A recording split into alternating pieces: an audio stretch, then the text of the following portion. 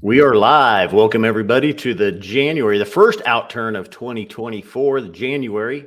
Scott here with the Scotch Malt Whiskey Society, and with me tonight. Hi, Lynn. I thought you were gonna say my name. I'm like waiting. I'm like, did she hear me? Yep. So Scott and Lynn here. January outturn. We do have.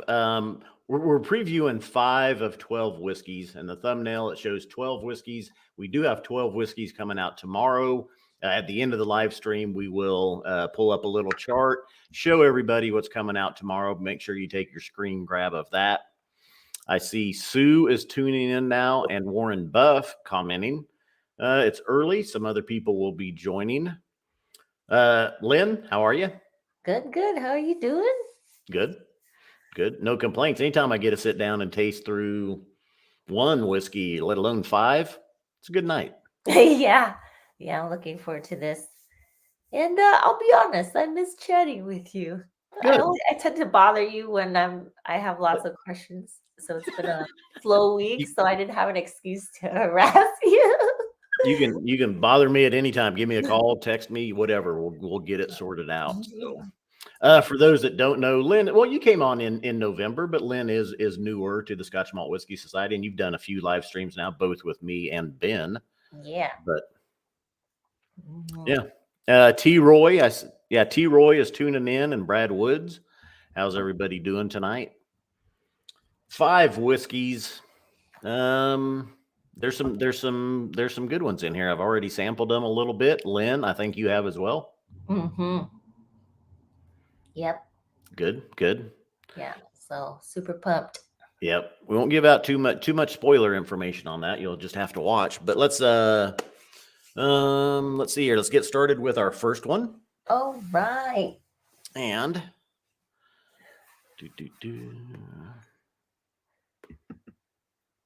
starting with, this is an odd one, Distillery 93, but it's in our young and sprightly profile. And I'll show the color of it here. Maybe there we go. This is it 8 years? I can't see my ticker. They're 9 years old, Campbelltown.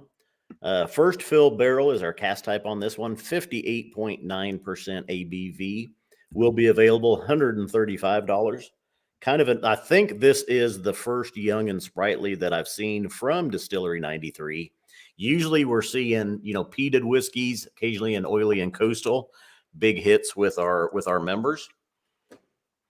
And for those watching that don't know, if you're new to the channel or to the society, when we say cask 93.206, 93 means that's the 93rd distillery that we bought whiskey from. And then the 206 means that's the 206th cask that we bought from that distillery.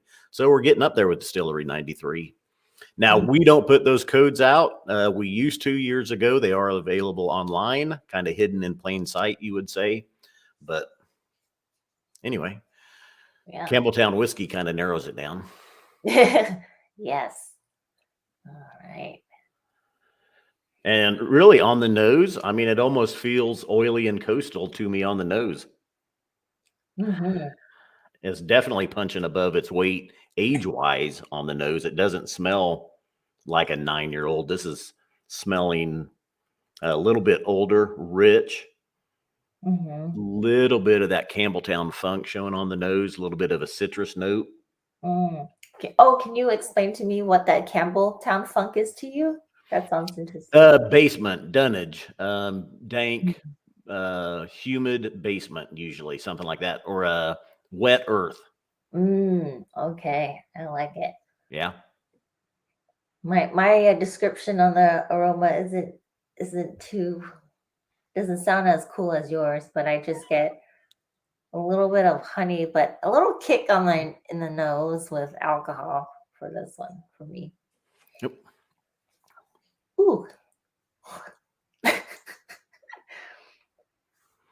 see Duke McHale tuning in now, and Stephen Hedrick. Duke calls on the phone quite a bit. Yes. Get to talk to him.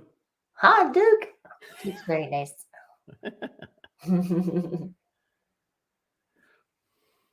Oh, Stephen Hedrick is saying he's enjoying a new shipment this evening, including the agitation of tennis. Very good. I thought I was seeking sherry, but I am realizing I could be gravitating to bourbon cask aging as well. Oh, wow. That was the one that Ben and I accidentally reviewed early. We did it at, I think it was the December Outturn, and it wasn't coming out until the mid-month. I want to say that was that 72-105 or something like that, I want to say, for cask number. But that one really impressed me as well, the agitation of tennis. Wow, I'm so impressed you memorize the numbers. I can't. Well, not all of them. Not all of them. If that's the one, though, I'm pretty sure that was it. That's how much it impressed me that I remembered the cask number on it. And I could be off by a little bit on that one. No, I remember like people would call in and ask about it, and I thought, I don't know what you're talking about. But they, it's nice. People watch your reviews and they're keen to what you say, which is awesome. Yeah. Back to the whiskey though. Malty, little citrusy. I like your honey.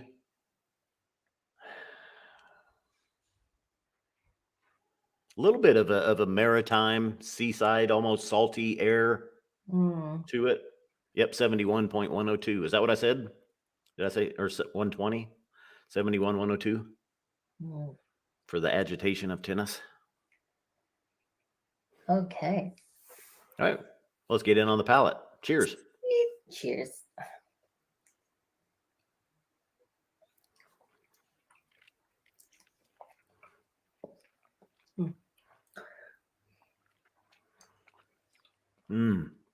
Rich and viscous, waxy almost. Yes.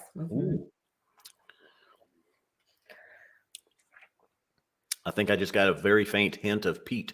You get a little bit of smoke. I didn't earlier today when I sampled. It is there now. Yeah, it's really odd.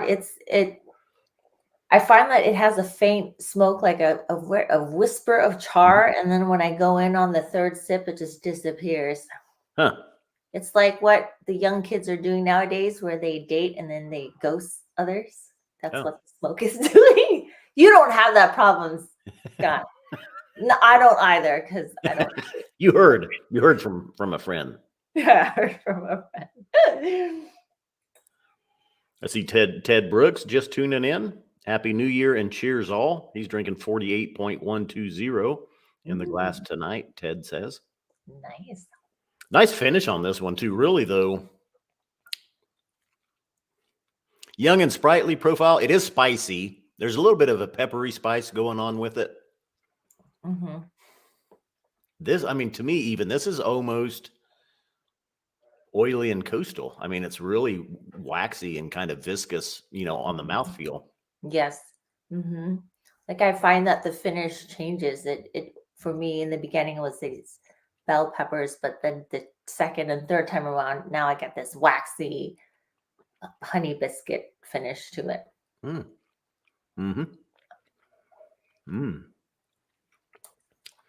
Fresh warm biscuit with some honey butter on it. Yeah, it's not overtly sweet. It just has that essence. In case of other people think I'm trying to say it's very sweet, it just has more of an essence. I think this would be more, again, coastal or on the dry side. Yeah, it is a little bit dry. Definitely a maritime note to it. Sea time, sea air, sea salt. Bruce Byram tuning in now. Nice. Bruce is up in Chicago. I got just put a drop of water onto mine. We'll see what happens here, or a couple drops.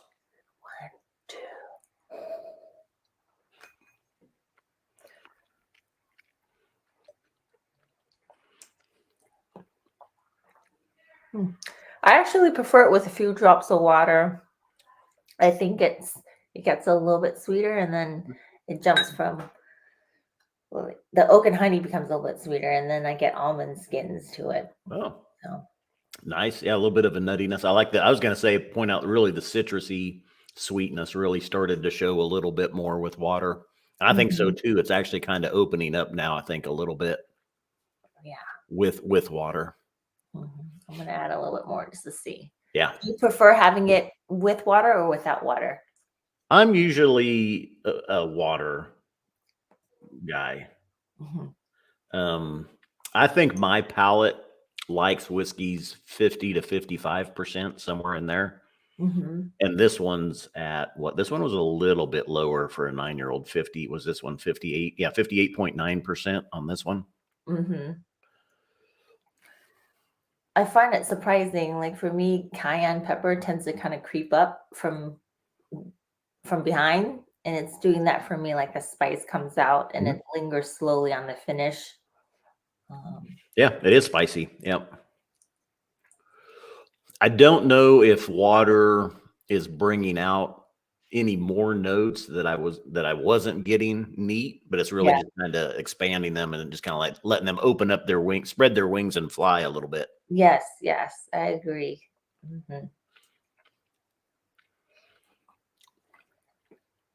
Mm, mm, mm, mm. You know what's interesting though is your comment about the third sip and the peat was gone or the smoke. Mhm. I Mhm. agree. Yeah. I got it on the first sip. All of a sudden, I was like, "There's a little bit of a smoke on there." Mhm. But now, I mean, it's either so faint or yeah, my palate's not getting it. Yeah. Yeah. Interesting. I don't know if I ever had one kind of disappear like that, but I suppose if it's just a faint hit and it's on your palate, that your palate might just gloss over it, after that Mhm. first hit. Mhm. Like build a resistance to it. But I find that very interesting that it does that. Yeah. There's one whiskey I like to use as a baseline just to see because I find that one day I'll try it and it'll have a little bit of that char, and then another day I can't taste the char at all. Yeah.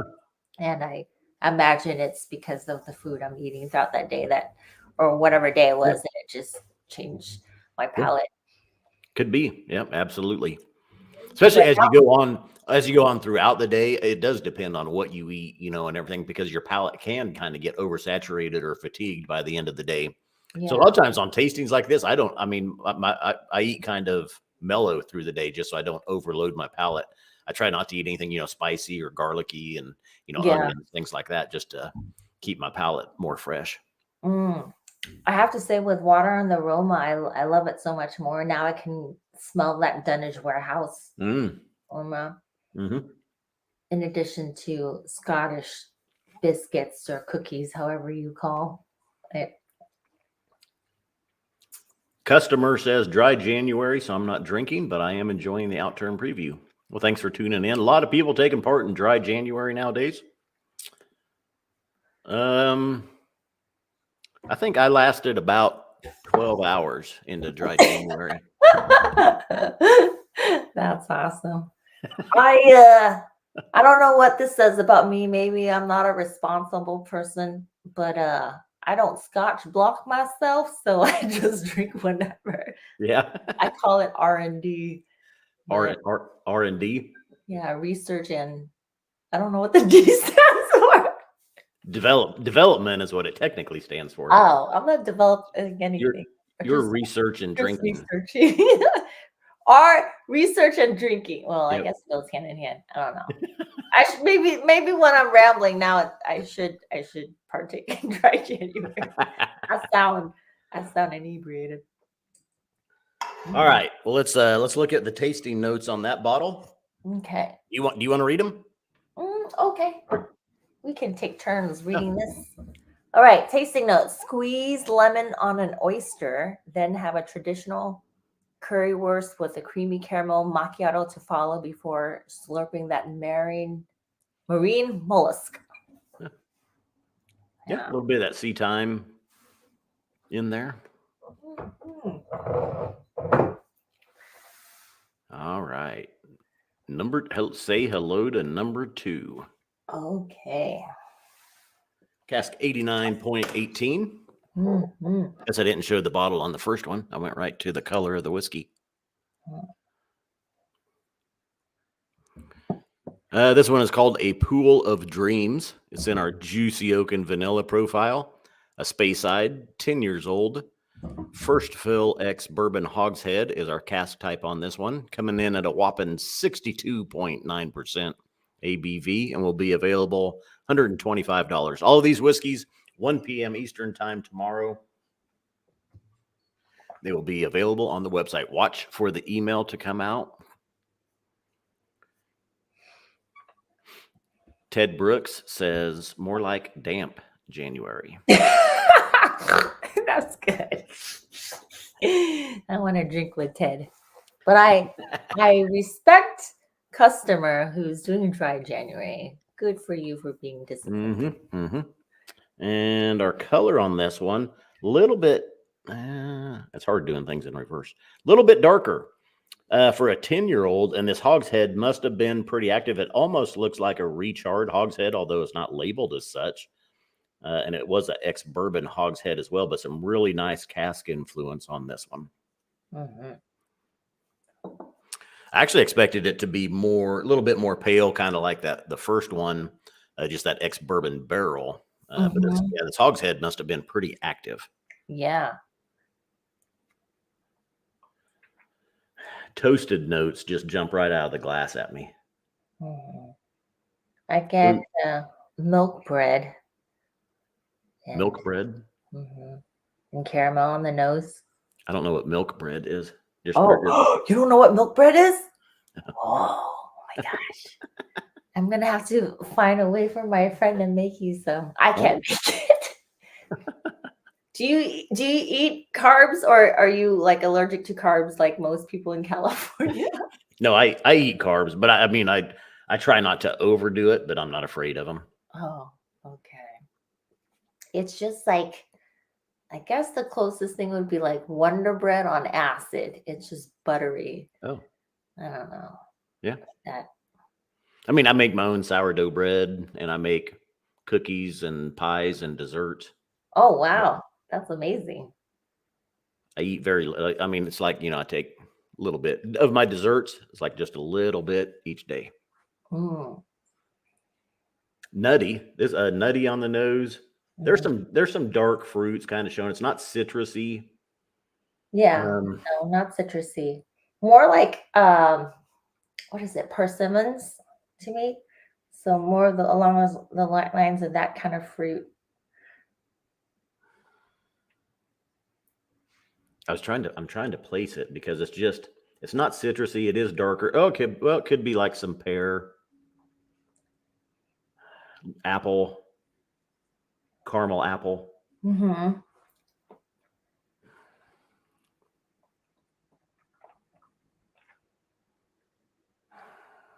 I would say that on the drinking it tastes drier than it smells. It tastes drier than it smells? Yeah. All right. At least for me. Let's see. Let's see if you're right. Cheers. Cheers. Oh, now it's sweeter. Okay, take that back.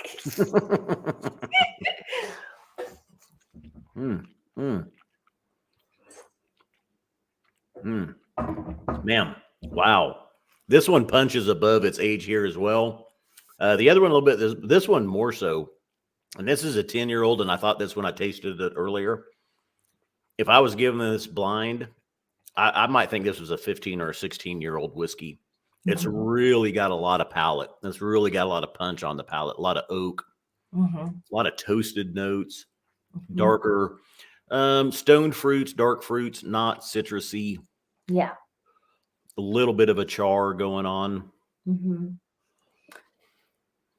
Yeah, I get that maple persimmons profile cashews, but it's not like overtly sweet or overtly dry. It's very in between. Yeah. But I like the mouthfeel on it because it is viscous. Yeah, lots of cashews on the finish. Yeah. I think for me, this is more like that guy. I don't know if you've ever worked in an office, but sometimes I would have to, or in the past, would have to like go to the printer and make copies and run into that guy who's just very neutral and low key. And I feel like this is the whiskey where it's not controversial. It's like Tom Hanks. Mm. You know, everyone likes Tom Hanks. It's not the crazy person at the office, and that's what I feel this whiskey is. Yeah. What would you say, Tom Hanks in Castaway or Tom Hanks in Sleepless in Seattle? Probably Sleepless in Seattle. Oh. Because Castaway, he was It's a little bit more bold, isn't it? yeah. Yeah. But I don't know. I think in his interviews and stuff, he just seems like such a likable person. Like Yeah. no one says anything bad about him. Yeah, he seems it. Yeah. I see Sean Spaeth tuning in now and Mamuka as well. Welcome, everybody. Hello, hello. Nice finish on this one too. And that's what really makes this one to me kind of feel like it's older as well. Yeah. The way that finish kind of hangs in there, it's just it really comes off older. Yes. And I even sitting here still, I would think this was a 15 or a 16-year-old whiskey. I feel like just based on that, on the palate on this. Yes. Very nice. Okay. I'm gonna have it with some water. Yep. Get a drop of water on mine. Boop. These I have not tried with water. I tried them neat, but I haven't tried them with water yet. So I know you're much more studied in that. You like to get into them a little bit early and take notes and. Well, I'm not clever as you. That's why. Like I can't think on my feet with words. I'm just so much slower, and then you're just so sharp. You can just find stuff. So years of practice of making stuff up.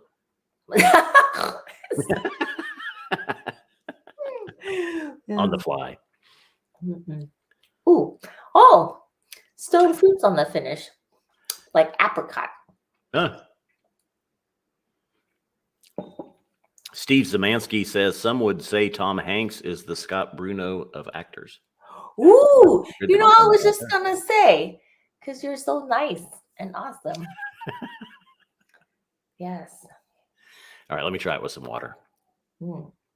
Get golden raisins. Like I've said to you before, sometimes I pick up the phone and they hear my voice and members feel crestfallen. They're like, Scott there. Not that I don't like want to talk to you, but Scott helps me out before. Oh, I'm sure it's not that way. No, you know, when I was new though, I can remember picking up the phone and people would be like, "Is Jenna there?" I'd be like, "Nope, you got me."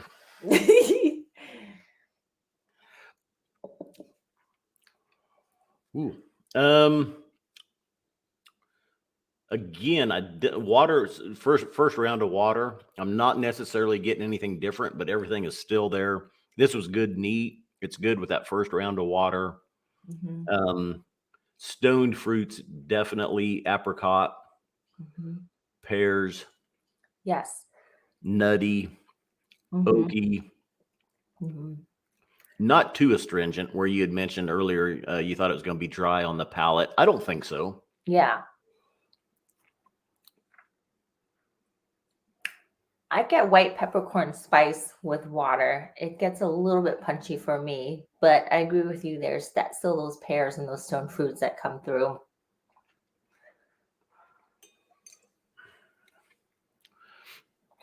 And I know this said ex-bourbon hogshead, and at first by the color, I kind of wondered if there were some sherry staves in there, but I don't think so though now after tasting it more. Yeah. I don't get any sherry notes at all, which, you know, sometimes your hogsheads are rebuilt with different staves. This one did just say ex-bourbon hogshead.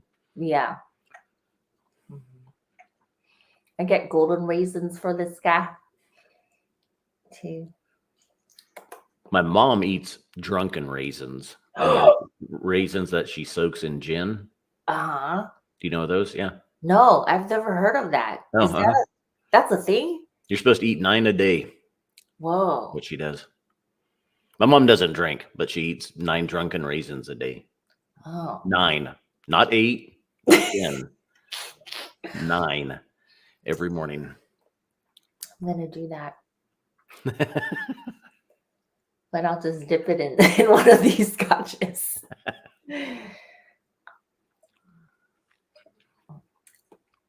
I do wonder how they come up with the title "Pool of Dreams," because I don't get anything like when I think of pool, I think of, I don't know, citrus notes or like being outside in the sun. And I get more of those golden raisins kind of profile. I'll go kind of what's those the cookies that are on planes that you get when you fly in the little packages? Biscoff cookies or something? Yeah. A little bit of those here. Mm-hmm. And thinking of those which you usually eat with coffee, I would actually even say there's almost like a little bit of a coffee note here. Mm. Oh, okay. I'm gonna try again. Kind of interesting. This one's there's a lot of depth on this one. Yeah. It's very, very intriguing. Punches above its age. Mm-hmm. I've got 2 rounds of water. I think I'll even put another round of water on I'm it. gonna follow suit because it hasn't hurt this one at all. What's that? It hasn't hurt. Water hasn't hurt this one at all. Mm-hmm. Not like the sensually sweet one from last month. What was that? November. Which one? The sensually sweet one. The one where I said this is the whiskey you call you after you drink, you call somebody to come over, and then you get together, you have a few drops of water, and you realize you broke up. I remember the one that was, I don't remember which one it was, but the most unusual tasting note I think I've ever heard was the boyfriend with the 401k. Oh, the responsible one. Oh, that was delicious. Yeah. Because I don't know any of that stuff still, Scott. I still need to get my shoes together. I'm gonna drink more. So not to overshare with everybody, but I have to go to my sister's house to do tastings because she is a responsible person with a home. And my room looks like I hijacked a 7-year-old little girl's room because there's like paintings of cats and stuff. And at any rate, where was I going with this? I think I'm getting slightly buzzed. I hope not. Yeah, we still got a few to go. Oh no. But yeah, I need to be more responsible like you, Scott. Sean Spade says, my grandpa used to soak peanuts in vodka, then take them to the zoo and feed them to the spider monkeys. Whoa! I bet the spider monkeys went, Yeah. Oh, they ate them. I see Jen Currens is tuning in now. Mm-hmm.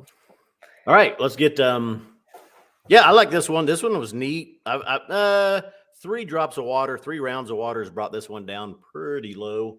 Mm-hmm. Oh. It's still good, man. It's still rich. Still punching above its age there. Very nice. Yeah. Let's see what we get for tasting notes on this bottle. And right. I'll read. You want me to read these? Yes, please. Yeah, and you mentioned the name, A Pool of Dreams. I'm not sure where that's leading either.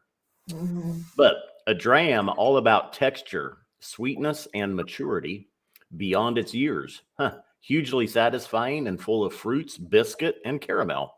Well, I'd say we got that one pretty close. Yeah. Oh, so pool of dreams more metaphorically and not a literal pool. Yeah. Okay. Pool of dreams. Holy. Build it, and they will come. Yes. All right. What movie was that from? What movie was that from? I don't know. Build it, and they will come. I'm not sure. It relates to Pool of Dreams. Some people watching may get that. Okay, you can tell me. All I know is we're on the 3rd one and I'm feeling it. And customer mystery person who says they're on dry January, they're doing it right. I'm afraid I'm gonna be messy throughout the tasting. This is terrible. That's it. Jen Currens got it. Field of Dreams. Yep. Old Kevin Costner movie. Build it, build the field, and they will come. Oh, very good. Pool of Dreams. Fill it, and they will come. Now, all right. No teasers on this one. Let's get right into this one. This is Distillery 11. Distillery 11.43 is our cask number. Forget Me Not. Deep, rich, and dried fruits, Highland, 8-year-old. This was 3 years in an ex-bourbon hogshead and 5 years in a second fill ex-Sautern's hogshead, 60.2% ABV. This is the first bottling of ours I've had from Distillery 11. I've been waiting. I've been looking forward to one. This one does not disappoint. Will be available for $110. But let's find out what Forget Me Not is all about. I've been waiting. I've been excited for a Distillery 11. Highland Distillery. If you're in Scotland, if you go there, look up Distillery 11. You will want to go to their visitor center, and you will want to get their PX cask. Now they switch the casks out, but they have their single cask they sell in there. Their PX finished, matured distillate. Wonderful, beautiful, probably the best whiskey I've ever had. Oh, how many distilleries did you go to when you're in Scotland? Maybe 5 or 6, Ooh. 7. We took it easy because we were like one a day, maybe 2 a day, because we didn't want to rush. We didn't want to be at one and be like, okay, we got to pack up, we got to go, we got to get to the next one. So like 1 a day, we'll go there. We want to be able to, relax, see it, experience it, and if there's time, we'll go to another one. So we only hit like 6 or 7. We were there. Well, we were. We stayed on Isla for a couple of days and then went into the Highlands, and 6 or 7 distilleries in that many days. So and I liked it. So. Yeah, and I love stuff from this distillery number because, like Scott said, when you go to these distilleries that aren't well known, they just have all these really beautiful hidden gems, and you try them at cask strength, and it's not like $3,000 like some mainstream places. It just blows your mind. So it's really exciting. So the last time we were there, of course, they were on their at least second or third cask of their PX. When we were there, 2019, it was an 18-year-old, and it had been 10 years ex-bourbon, 8 years PX, and I've gone through. I've brought home 2 bottles of it. I'd had it before, and I've sourced another bottle, and I wish I could get more. I'll put it that way. Yeah, awesome. I find that on the aroma, it's very layered and complex because right off the bat, I got like maple donuts. And then when I pull away from the glass and return it, then there's like this undertone of burnt tires, which is very unusual. And I didn't get that before. So. And dark fruits galore. And this is Sauternes, but on the nose, I would be thinking, sherry. Yeah. But. And for those of you who don't know Sauternes, it's a type of wine where it's a white wine, I believe. And it has this fungus that grows on the outer skin of the grapes. And then that's how it retains its sugar. So sometimes you'll come across a Sauternes that have that like buttery honey profile, but then there's a little bit of that funk, which I imagine from the fungus. So. Okay, I want to sip this guy. Yeah, go ahead. I'll still on the nose. I haven't given that much besides the dark fruits, but little bit of a sulfur, a little bit of a funk, which usually accompanies the Sauternes with me, which I love. Yeah. Don't let that turn you off. But yeah, anyway, yeah. Cheers. Cheers.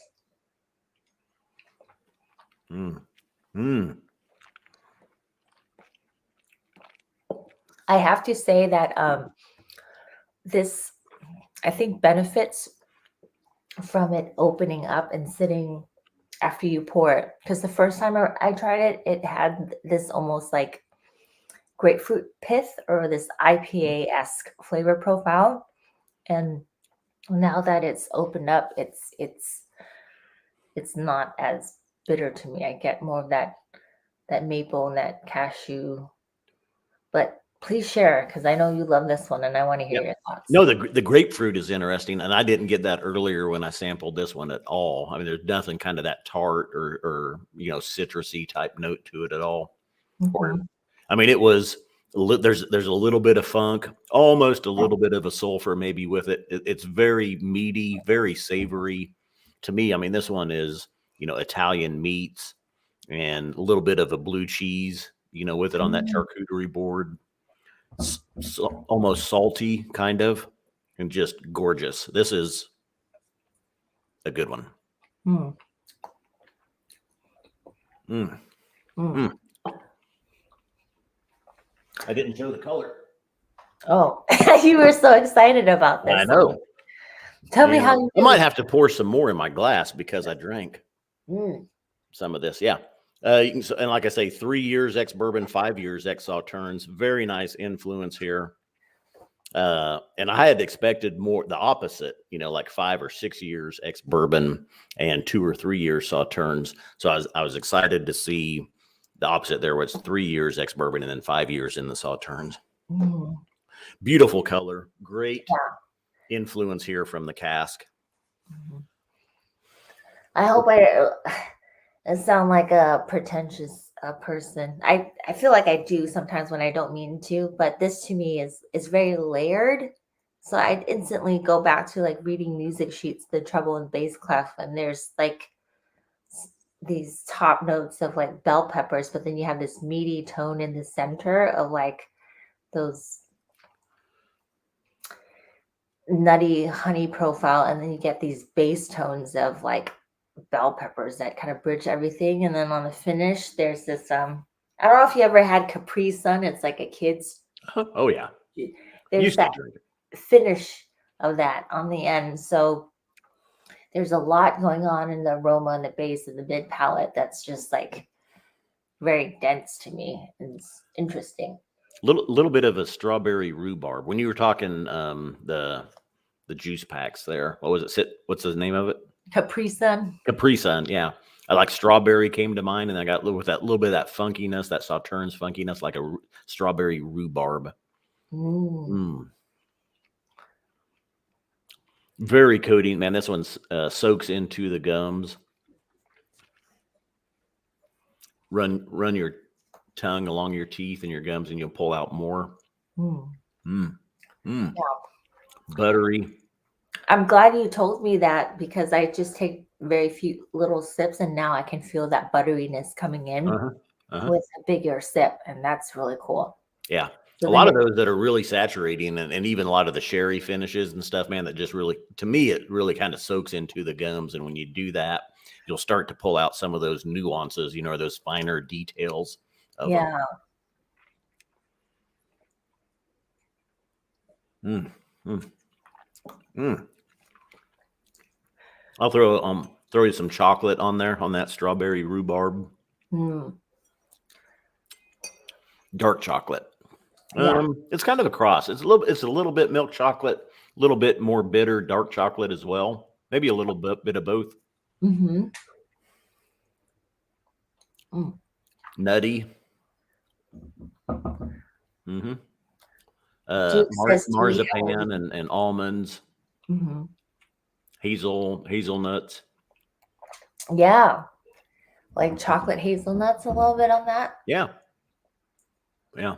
All right. Drop of water. Let's see what happened. Mmm.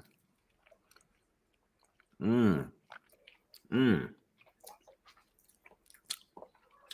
Woo. Wow. That's really opening it up. Oh, that's Okay. better with water. Okay, Um, I'm gonna pour more because I got like pencil shavings on the finish. Fudge. It is. I mean, it's oaky. Nice cask influence here. Okay, let's see. Chocolate covered raisins. Chocolate covered raisins. Mmm. Yogurt covered almonds. Mm-hmm. Oh yeah, like those granola stuff sprinkled on yogurt or like Yeah. chocolate covered figs. Yeah. We're getting into this one well enough now. This is, you shouldn't order one of these.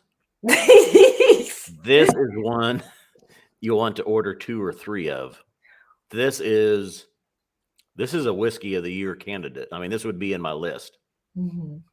This one is gorgeous. This is a beautiful whiskey. I love this one. Well done. And $110. Are you kidding me? This is a steal. I mean, there's no. If you order one, I've only done this once or twice. Trust me. Order 2 of these. How many are we getting? Let me look it up. Oh, maybe is it on my sheet? Let's see here. Nope, not that one. I've got 2. I'm multitasking here. I got 2 computers up and running.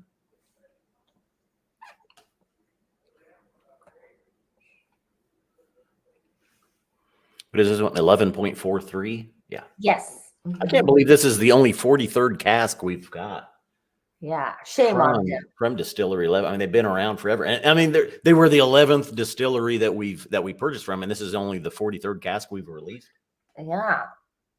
I wonder if they didn't want to sell it to SMWS or just sell their stuff. But it's good. You got to visit this distillery if you're ever out there too. 111 bottles, so a pretty good allocation to the U.S. But there was, I can at least remember, it might have been 2 years, it might have been in 2022. There was one whiskey where I recommended to people, and I said, "Hey, look, if you buy this one, you're going to want 2 bottles of it. Mm-hmm. Don't order just one." And there was quite a few people called up and told me, they were like, "Man, I'm glad you said that, because that is a phenomenal whiskey." This is one of them. So yeah.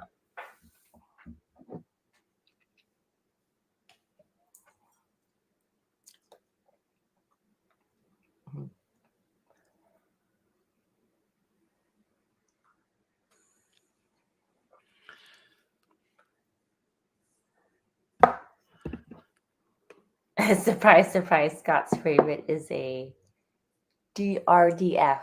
Scott, can you remind us newbies what that stands for? Deep, rich, and dried fruits. That's my girlfriend, by the way, Jen Kurtz, and SMWS member. So she was texting me on the side, and she was like, "Okay, just order a bottle of that and send it to the house." That's awesome. I might. There's a couple here tonight that I might do that with. So yeah, this is one I will want a second bottle of this one. So I think that's enough glamour, not gluten. That's enough gluten on that one. That one's just, fact is, before I read the tasting notes, one more sip.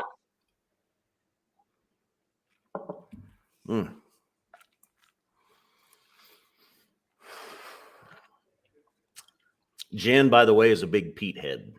Ooh, nice. Excellent taste, Jen. I walked her through a tasting when we first started dating. She's a wine girl. And so I kind of started off mild, had 3 or 4 off the shelf 43%ers, ex-bourbon cask and sherry casks. And, they were okay, blah, blah, blah. Just for giggles, the last sample I'd sent her was a Lagavulin 16, just to show her what peat was. That was her favorite of the night. Nice. So she turned into a peat head. That's awesome. She says, and proud of it.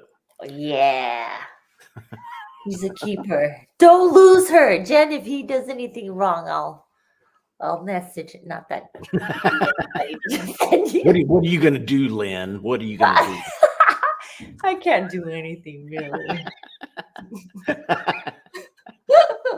All right. Cask 11.43, Forget Me Not, tasting notes. Raisins and oak, Amarena cherries and pomegranates, orange blossom and fruit cake, leather, old roses, and Szechuan pepper. Nice. Yep, indeed. Yeah. Awesome. Good stuff. Yeah, Bruce Byram, Scotch of the Year. Well, it's one. It would make the list of my favorites of the year. I'm not saying it would end up number one, but it's going to be. It would be top five. I'm pretty sure, just based on experience and knowing, it's outstanding. Mm. But we've got some good ones coming up as well. Mm. I have a feeling maybe we'll get the last one for Jen. We'll see. Okay. We'll see. That's so nice that she watches to support you. That's true love right there. Well, and I was only hesitant to say anything. So I'm like, I don't know if she wants me to say that with her tuning into the live streams, but I was like, why not? Why not? Yeah. All right. Okay. Cask 2.138, Bringing Back the Sun. Another deep, rich, and dried fruits. Speyside. This is a 16-year-old exclusive maturation. First fill ex Oloroso butt. 55%. Will be available for $200 tomorrow, 1 p.m. And so Jen's rushing. You gotta fly down to Florida tomorrow. Just take a 4-day week. Wait, it's only one thing. Just kidding. I'm sorry to cut you off, but I just think it's really cute and cool that the both of you get to bond over a whiskey. So yeah. And she's taught me about wine, so I've drank more wine in the last year than I ever have. So this one, you can see pretty dark, and I can't doing this. Everything's backwards. There we go. Nice color on this one as well. Again, 16 years. This is exclusive first fill Oloroso. So nice color on this one. Real similar though, pretty close to the prior, the 11.43. Okay, just real quick, Jen said, also we went to high school together, so I knew Scott before he had gray hair. I think this is, I feel like this should be like a time where you guys confess each other's love and marry each other at this point. So cute. You don't want to be a feral cat lady like me, Scott. It's not that it's not fun, but you know. Yeah. It's better to have somebody. All right. Now this is a unique nose. Yes. And there is something, and even earlier today, I was like, there is something going on with that nose that I can't pin down, and it's here still. Yes. So it's like I'm coming across like brie or camembert cheese, and there's honey over it. So, or like a faint goat cheese that's not sharp. And then there's a drizzle of honey is what I get. Okay. He's like, I disagree with you. No, no, you're right. Yeah. I mean, there's, I like that. And I like it with the you've gone definite charcuterie board here. Throw the fig, spread on there as well. You got that little cut of the goat cheese with a little bit of blue cheese, some honeycomb and some fig. Yeah. And then brioche bread. There's still something a little bit tangy. Not tangy, but I don't know if it's woody or I'm trying to figure out what this is a unique nose. I can see what you're getting at, because sometimes when I like break a twig and it's still green and like gooey, there's almost this kind of glue sap aroma that pulls through. Yeah. And that could be a little bit of that. Yeah. Glue. I almost wondered glue. And definitely not in a bad way with all these other notes that's going on, but there's definitely it's a different, unique nose. There's something here that I just don't remember getting before on a whiskey. And it's making me salivate a little bit, actually. I mean, just smelling it, I'm actually, the glands are already ready. Like, you gonna smell it, or are we gonna drink it? Yeah. Why are you Scotch blocking us, Scott? All right. I feel like such a one-trick pony because I don't see a lot of whiskeys being finished in Saltern, Mm-hmm. and then I tend to lean towards like sherried whiskeys. And with your excitement, it's really fun because now I get to like see the other whiskey through your lens and make me appreciate it a lot more. So thank you. You're welcome. Ooh. Ooh. I like this one. This one is sweeter for Oloroso. So think Oloroso, you usually, those dark notes or the dark fruits, the figs, the raisins, the plums, they're usually drier, spicier. This one's a little bit sweeter, a little bit more on the sweeter side. More berries with this one. Yeah. Sometimes I'll read a whiskey and see that it's aged in like a puncheon cask, and it makes me think, oh, there's a chance it's going to have that Luxardo cherry syrup flavor. And then Oloroso can go the opposite way, where it can be really dry, lots of tannins and leathery notes. And I think it's like this particular one is just a balance of both. So it's not overly sweet and not super tannic. Right. Between. Yeah. But oddly, though, I don't know blind if I would think Oloroso because of it. Do you think you would think Oloroso blind? I would have assumed Oloroso finish in a puncheon cask.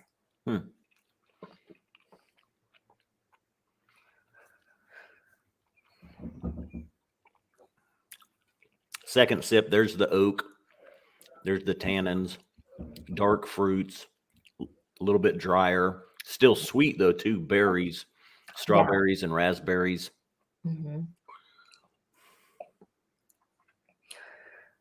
It almost has an element of that Pedro Jimenez, but not overtly.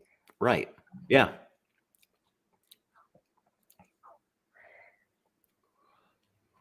It's a strawberry and raspberry dessert with like some creme brulee type stuff on it, and maybe like some even burnt toffee, little burnt toffee bits or something that's sprinkled on it.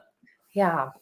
And I think this is a very clean sherry, because some sherry casks can have that sulfur or blue cheese funk. This one does not. So if anyone has like an aversion to that kind of funkiness, but you like sherry, this would be a safe, clean one. Yeah. And I like the finish on this because it has almost this dulce de leche condensed milk thing. Yeah. So yeah, I've got some recipe for some dulce de leche cookies. I just choked on the whiskey. I was like, right in. Okay, send them my way. Thank you. Well, they are. So I mean, they're good, but when they're out fresh out of the oven, OMG. Oh, did you make some for Jen? Yeah. Yes. All right.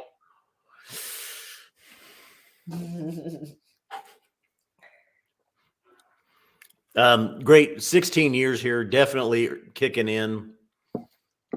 I mean, it's in the finish, hangs in there. Those tannins, they're afraid to let go. I'm gonna get my first round of water on here.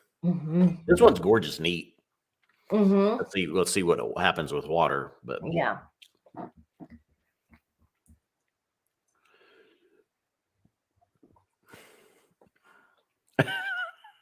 Wow.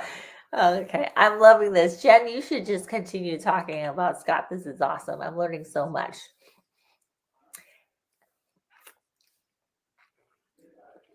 Yeah. Okay. I think it gets a hair drier. I'd pick up those leathery tannin tones. Like Jen mentioned that she likes Bordeaux. And sometimes drinking those Bordeaux wines, I find a little bit of that dryness coming through. Oh, wow. That one's better with water. That one's, again, opening up, expanding. Now I'm getting some that toffee and the caramels, more darker fruits now. Mm. Plums, raisins starting to show it, but there's still some berries in there as well. The raspberries and blackberries, strawberries. It's a really nice. It's an interesting thing because of those dark fruits are in there, but then those sweeter berries are in there too. Toffee, toasted oak, sweet. Luxardo cherry syrup, not the cherries, too meaty, just the syrup, just that Interesting. sweet syrup. Wow, this is really cool because you taste it with water and it's sweeter. For me, I get the opposite reaction where it tastes drier. Oh, Yeah. So. well, it might be a tad drier, but still a lot more of the sweetness. Or I mean, there was a lot of sweetness there up front, even with it, neat. So this one's gorgeous as well. Very neat. I mean, yeah, neat, very gorgeous, great palette. Yeah. Okay. Well, do you prefer it with water or without water? I'm going with water. With water, I think it's expanding. It's just opening some of those notes up and really showing you. It's like a peacock. You gotta let it spread its wings and fly. That's a movie quote too. From what movie? We'll see if anybody watching knows. I like it. Do you watch movies, Lynn? Are you I mean, I do. I'm just bad at remembering quotes. Oh. Yeah. I'm a peacock. You got to let me fly. Yeah. That's what this is with water. I like it. Without water, it's a peacock. With water, it's a peacock flying. Oh. Oh, people say peacocks can't fly. They do. All right. Ooh. Where's my bottle? You want to do the notes on that one? Sure thing. Okay. Then we just got one more to do, and it's a good one too. Yes. It's we tasted soft ripe fruits that burst open to a wax paper bag full of raisins, diluted a serving of toffee, popcorn, fudge, and orange fondant. Huh. Good. Nice. Yeah. All right. So this is Jen's future bottle we're tasting next. You're going to get 4 for her. Excellent. Or case, whatever. No big deal. I was debating today when I tasted it. I'm like, I'm going to have to get one of these sent to Tampa. Oh, very nice. And the 11. Like Jen, I am a huge fan of smoky expressions, as you can see with my little island of silly drawings. So cast 10.255, Sizzling Sunshine. This is in our peated category from Isla. 9-year-old ex-bourbon hogshead, and then a second fill ex-Pedro Jimenez hogshead. 58.6% ABV. Will be available for $155. Duke McHale nailed it. The other guys. Duke's so smart. And Duke's really nice too. Mark Wahlberg. I'm a peacock. You got to let me fly. All right. Yes. And color on this one. Second fill, ex Pedro Jimenez. So you got a little bit coming through here. Not a lot on the color, but it is darker than, just an ex bourbon cask. So it has picked up a little bit of influence from that Pedro Jimenez, but not a lot. So.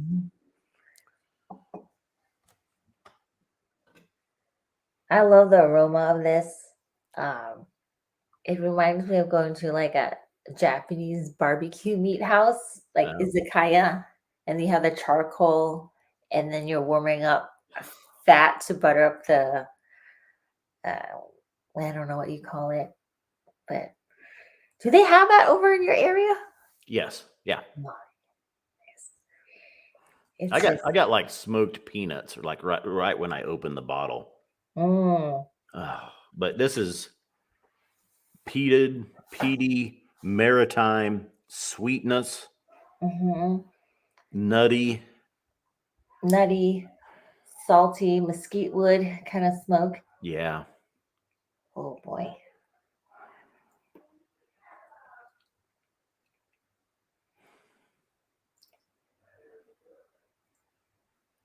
Jen is drinking 66.202, which I think is that Sneaky Pete? I That don't was a know good one. Sneaky Peek. That was one I actually ordered 2 bottles of as well. Oh, awesome.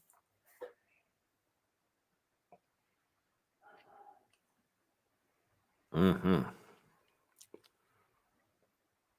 I'm trying to see if I can tell what any of the sweetness is on the nose. I can tell you it's not citrusy. Mm-hmm. It's darker, but can Yeah. I tell you, oh, it's Pedro Jimenez, or oh, it's dark fruits, or I mean, it's raspberries or anything? No, but I can tell you it's not citrusy. It No. is darker. It's smoky, salty, Mm-hmm. malty goodness. Yeah. And like the peanut aroma, Mm-hmm. like you said, it has that meaty kind of smoke to it as well.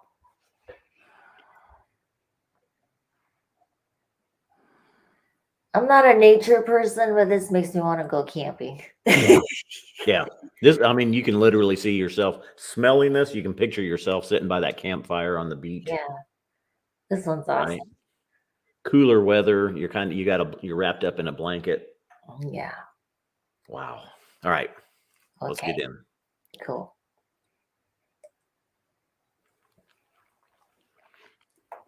Mm. Mm. Mm, this is awesome. Mm. I love this one Mm. because it has like a smoked ham with a thin glaze of honey. So it's not overtly sweet. You still get that meatiness and that saltiness and that meatiness coming through. Mm. Mm. I Yeah. think it's a really balanced smoky whiskey. Ooh. Coating. I mean, this is one that just really, there's a lot of depth on this one, Pete. Those darker, sweet, fruity notes. Mm-hmm. Trying to just pin down some of that though, but the peat, that's that campfire smoke. Mm-hmm. Sometimes I can be like, oh, it's like you're grilling fish, or you're grilling. Okay, I was gonna say ham, but I think it's more like grilled ham with pineapple, Yeah. a little bit. Mhm. Not grilled fish, but campfire, sea time, maritime, Yeah. smoky, meaty. Mhm. I might go even from ham moving into a little bit of a beef. Mhm. Not heavy. Some of these are definitely like, oh, it's smoked beef brisket, or the Mhm. rib. Oh, maybe some pork ribs. There you go. Yeah. Yeah, it's kind of in between ham and beef. A little bit of smoked pork ribs. Mhm. Okay. Yeah, there we go. Good call. But Mhm. see, I talked myself through that one. That's good. That's good. I love it. It's Do like in you between ham, you but do a lot of barbecuing too? uh, uh, yeah. I got That's a smoker and a grill. I do a Whoa, lot of grill and a lot of Scott, smoke. you're like the perfect person. You can bake, you can like barbecue, you know whiskeys, and you're a nice human being. It's like ridiculous. It's I just didn't say the food was any good, but no, I'm yeah. sure it's amazing. I'm almost feeling bad. No, I'm just kidding. That's awesome. I keep on saying this every time I have tastings with you, but golly, I do genuinely feel really lucky to work with you because you have been just so kind and helpful, and so I appreciate you like not judging me for being slow with technology. But Oh no, well, thank you. But no, you warned me up front about your technology skills, so you're coming along. You're getting there. mm, yeah, charcoal smoke a little bit of the ashiness that comes out. But I think for the forefront, I get smoked ham with a thin glaze of honey or pineapple.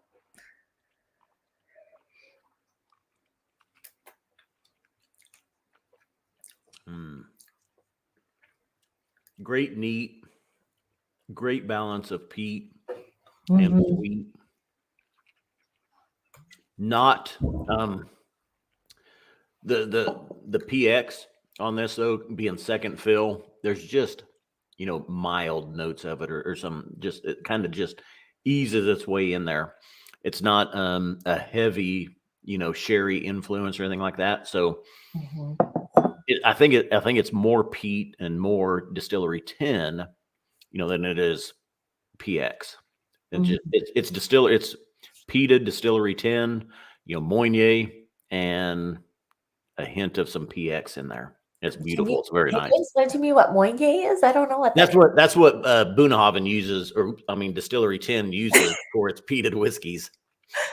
Oh, yeah, cool. Awesome. Moine. I might be off on the pronunciation a little bit, but Moynier. That's what the distillery 10 uses on its peated whiskeys.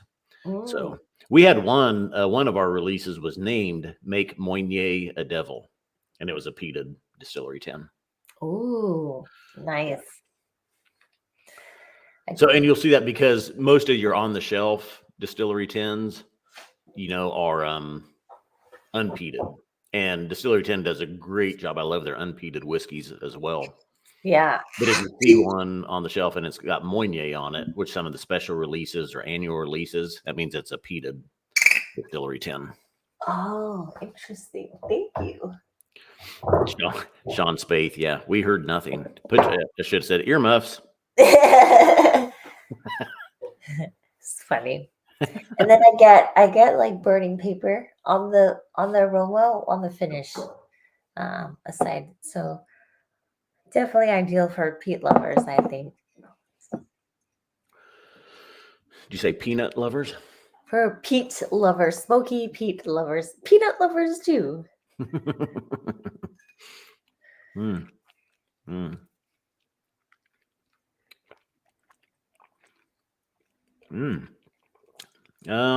With water, wow, good. A little bit of a mintiness coming through now. Yeah, like that those Andes chocolate mints. That's exactly where I was going. Yep. Yep. Ooh. First round of water. Let me try another sip here, and I'm going to put another round on it. But Woo! Great. It definitely like picks up in the nose.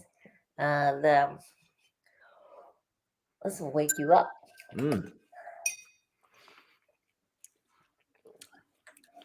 Make you stand up and beg for more.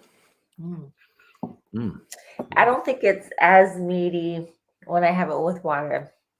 All those confession notes of Andes mint starts to come through for sure. And it changes from like salty smoke to char smoke. So for me, the brine just goes away. I would agree. Mostly, I think more sweetness starts to show with water, and then the meatiness comes down a little bit. So yeah, gorgeous, neat, gorgeous with water.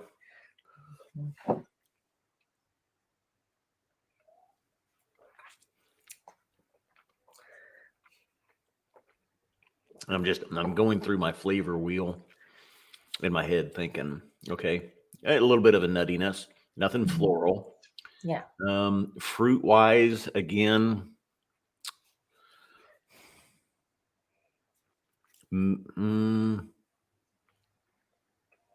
maybe a slight mango, not real heavy, not necessarily anything else tropical. No. There's something just a little bit tropical with it, barely. And I think mango is a safe bet there. Yeah. Smoked or grilled mango. Okay, yeah, if you put that on the grill there with the ham or the ribs. Yeah. Interesting. Yeah. because I don't think it's pineapple. Usually with pineapple, it's a little bit more citrusy, or it's just that ex-bourbon Yeah, that'll bring the pineapple out. definitely. I think with the mangoes, it's the sweet mangoes along the lines of like papaya and Mhm. those kinds of like sweet fruits, not tart fruits. Right. Yep. Nice. Jackfruit. I've heard of jackfruit, but I don't know if I've ever had it. Oh, now I have to like mail you and Jen some, see if you like it.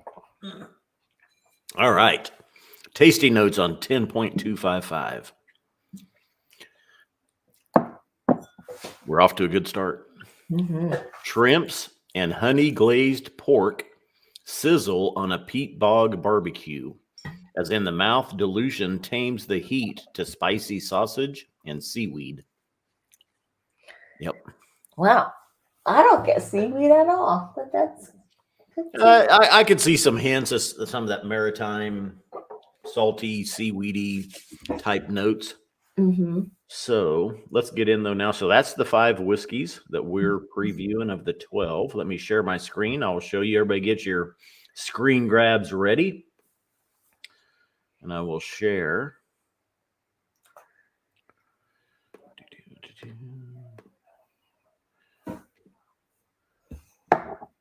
Hopefully it's up. Are you seeing it? Yes. All right. 1, 2, let me count. 1, 2, 3, 4, 5, 6, 7, 8, 9, 10, 11, 12. 12 glorious whiskeys available tomorrow. Get your screen grabs on. I think we had a nice sampling tonight and really some surprise ones in there. Which one was surprising to you? 1143. And really even the Juicy Oak and Vanilla, the second one that we did, the 8918 Pool of Dreams. Mm-hmm. Yeah. But both, I mean, the 93 206 in this young and sprightly profile, very surprising, and great buy there as well. Mm-hmm. 11.43 at $110 is a steal. So, and the 16-year-old distillery number 2.138, phenomenal as well. And finishing up with a 10.255, glorious whiskey. Great lineup. All available 1 p.m. I'm going to stop share. Everybody got your screen grabs? I'm turning it off. 3, 2, 1. All right. Awesome. Wait, do we go on 1? Is it 3, 2, 1? Then we go on 1, or is it 3, 2, 1 and then we go on 0? Another movie quote. Awesome. That was probably before you were born. No. Somebody watching will know that one. Jen bought me a shirt that says I speak fluent movie quotes. That's awesome. No, I like it. I think it's great to have those analogies for sure. Like I keep on going back to stupid dating analogies, which is super lame. Sound like a thirsty, desperate. but I again going back to the 11.43, hearing your passion about it excites me. So this is again just being able to hear your point of view on things. I would just really value your take on things, and so I have a great appreciation for that. So now I'm gonna message some of my friends and let them know. Got some good stuff. Lethal Weapon. Is that what it was? That was it. Steve Szymanski got it. We should do tastings and then have your quotes, your movie quotes, and just continue that theme. That's fun. Mel Gibson and Danny Glover. Oh. Martin and Riggs at it again. And Leo Getz. They F you at the drive-thru. I'm finishing up with the 11.43. Okay. I'm gonna join you on this one. Holy crap. It pairs really well back to back with the smoky one. Oh, yeah. Okay, so with the smoky one, the 10.25, and then going back to this, there's like a huge apricot peach bomb. On the 11. Yeah.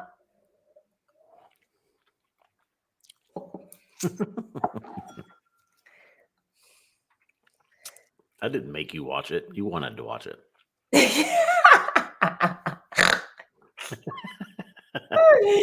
That's awesome. Yeah. Yep, that and Die Hard. Best Christmas movie ever. I have to watch Die Hard. I hear like people will say it's the best Christmas movie. You did wait a second. Did you just say I have to watch Die I Hard? want to watch. I've never seen Die Hard. You've never, as if you've never watched Die Hard. No, I live under a rock. I'm missing out on a lot of things. Okay. I'm gonna next, and when we do another tasting, hopefully I'll still have this job and no one's decided to fire me. I will have some Die Hard quotes. I'm gonna write it in. All right. Well, hey, thanks to everybody that tuned in. Appreciate it. All these whiskeys again available tomorrow, 1 p.m. Eastern time. Wait for the email to come out. Jump in there. And Lynn, any closing remarks? Nope, you're just awesome. Yes, leave it at that. Well, thank you. And as we say on the back of every one of our bottles, remember, Scotch Malt Whiskey Society whiskeys are not for swigging, glugging, or knocking back. Please drink responsibly. Cheers. Cheers.